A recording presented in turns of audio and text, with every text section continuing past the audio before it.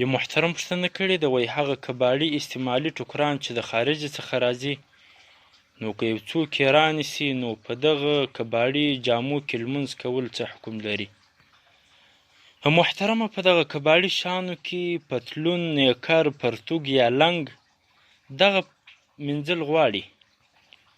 او که یې ونه مینځي نو لمونځ پکښې مکروه دی. او د دغه شیانو څخه ما سوا په نورو ټوکرانو کې د راجح کول موافق لازمه نه ده چې دغه ټوکران ومینځل سي، خو ښه خبره دا ده، بهتره خبره دا ده چې ومینځل سي، ځکه ځینې فقهای کرام په دغه جامه کې لمونځ مکروه بولي. مبسوط لشیباني اول ټوکه و صفحه 9